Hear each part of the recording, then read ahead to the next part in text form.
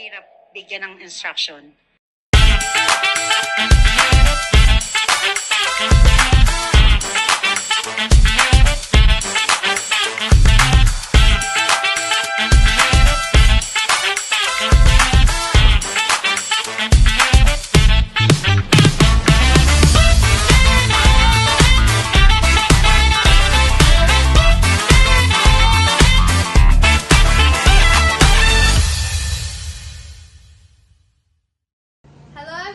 Welcome back to another episode of Rat Talk. So, for today's video, we have another guest who will share insights about handling toddlers in imaging. Good day, Mrs. Mean. Before we begin, what would you prefer me to call you? Ate Mean. Okay pa, Ate Mean. Could you kindly tell us a little about yourself? Ako ay si Mary Andoria, X-ray Tech dito sa Chinese General Hospital, is 19 years in service. Okay po. Okay. Thank you po for sharing that with us. Now, for the real agenda po, for today, I would like to ask you a few questions, if it's okay po with you. Okay. Now, without further ado, let's start with the question. What are the biggest challenges when handling toddlers in imaging?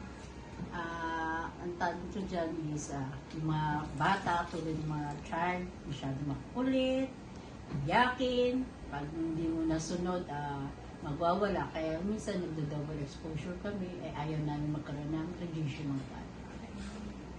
And how can parents help po during the procedure? Yan, kakausapin namin ng maliwanag yung parents para ma-handle nila namin yung anak kasi hindi pwedeng kami lang mag-handle. Kasama yung parents, may consent sila. Okay po. And paano naman po nyo papakalmahin yung isang bata pag umiiyak po siya or nagtatantrum? Ayun, lalambingin mo, bibigyan mo ng mga nilaruan, candy, or kaya sasabihin mo, punta tayo ng Jollibee, pag x-ray tapos, punta na tayo. Okay po. Ano po yung pinaka-memorable nyong experience po sa bata? Ay, nako, ang dami. Ang kulit, iyakin, nagdo-double exposure, pag na-x-ray mo na, yung pala, lilikot, iikot. Kaya, yun, nagdo-double exposure. Okay po. Thank you po sa wonderful insights po.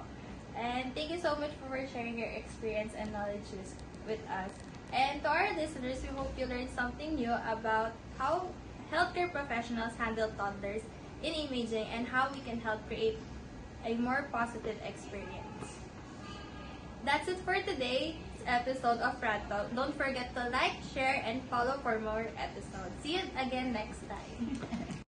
Hello everyone! Welcome back to another episode of Rat Talk. So for today, we have another guest who will share insights about handling toddlers in imaging. Good day, Mrs. Mary Lugan. Before we begin, what would you prefer me to call you? Malu. Okay po. So, Miss Malu, could you kindly tell us about yourself? I'm Mary Lugan, 18 years in service as registered X-ray technologist, and I had attended as RPO, Radiation Protection Officer. Thank you po for sharing that with us. Now, for the real agenda po for today, I would like to ask you a few questions po, if it's okay with you. Now, let's start with the question. What are the biggest challenges when handling toddlers in imaging? Yan ang toddlers. When in terms of toddlers, RadTech must have more patience. Okay? Encounter problems when patient or the toddlers are not making communicate or tawag dito, parang yung kasi di ba toddlers mahirap bigyan ng instruction.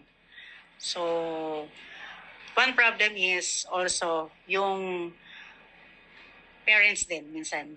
Kasi mas sila pa yung sobrang worry nila when handling toddlers or yung child nila. So yun, napakahirap. Pero pag naman, kailangan sobrang haba na pasensya and kailangan bolahin mo. Even with the parents. Teach them how to bola yung anak nila. Okay po. And how can parents help po during the procedure po? During the procedure, parents must ask them to stay in their exposure room. Then second one, try to paglabas ng mga toys. Pangalawa, para ma-enhance nila. Then, yun nga, katulad na sinabi ko kanina, ulitin ko, more bolas. Kasi there are toddlers. Okay po. And how do you calm down a toddler po pag nagtatantrum siya or umiiyak po? Ako, nagtithank you ako kay Coco Melon. Kasi, siya yung lagi kong pinapakita. Okay po. Okay? Pinaparinig. I use tawag dito yung gadgets so parang nag-play ako for them para lang mag-ano siya. Then, sabihin ko, sige, after the procedure, after the x-ray, mommy will bring you to Jollibee or McDo. Yun, ganon. Sama na yun sa ano. Kaya sobrang hirap, pero kailangan yung Redtech, more patience with the patient. Okay, toddlers man or adults. Kasi minsan may tantrums din sa adults. Okay po. So ano po yung pinaka-memorable niyong experience with a toddler po? Habang nasa procedure po. During procedure, Yes po. when yung patient ko na karoon ng seizure during procedure. Yan, one. Tapos yung second one, yung pinakabatang nahawakan ko or in the x-ray ko na with COVID, diagnosed as COVID. At medyo hindi maganda yung ng bata. Yan, yung experience ko. Okay po. Thank you po for that insight po, Miss Malu.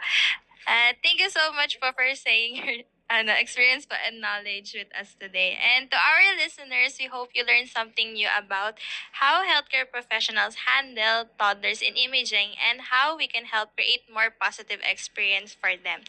That's it for today's episode for Rad Talk. Don't forget to like, share, and follow for more episodes. See you again next time.